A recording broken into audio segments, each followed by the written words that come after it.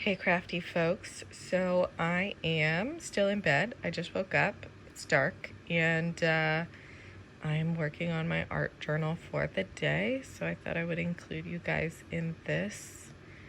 Part of my morning routine is I'm trying to do less social media first thing in the morning, so I try to first thing when I wake up, I grab my notebook and I write down some goals.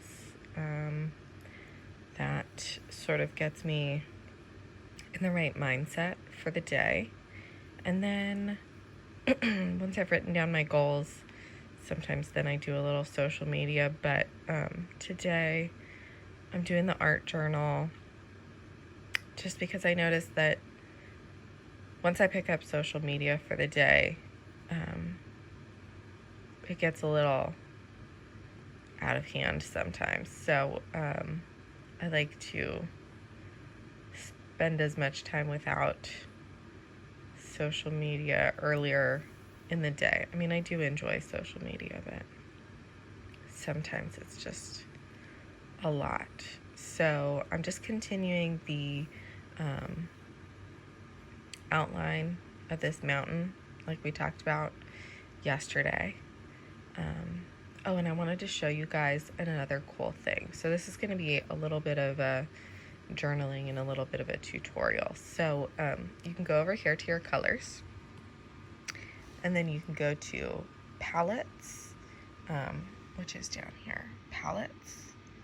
Okay, and then from up here, you can click, let me see if I can, there you go. You can click on the plus, and you can add a new palette from photos.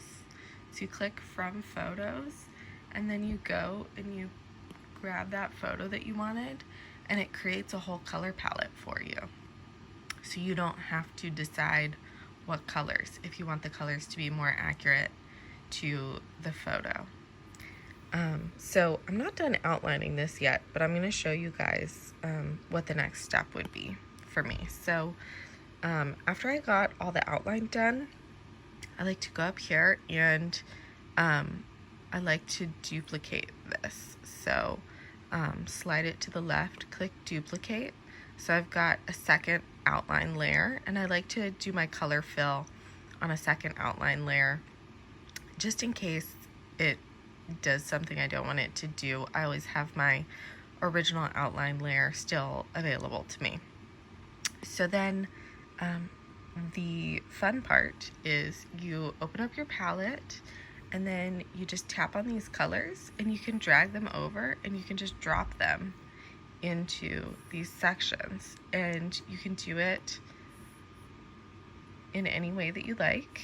And I think it's super fun. It gives like a really cool look to the whole thing, and as long as you've made sure that all of your little sections here are complete and don't have any like holes where the color can leak out of, I think it creates a really cool effect. So anyway, I hope you enjoyed this, and if you liked it, please subscribe. If you want to see more Procreate tutorials, let me know in the comments what you want to see, and have a great day, you guys, and we'll see you tomorrow. Okay, bye.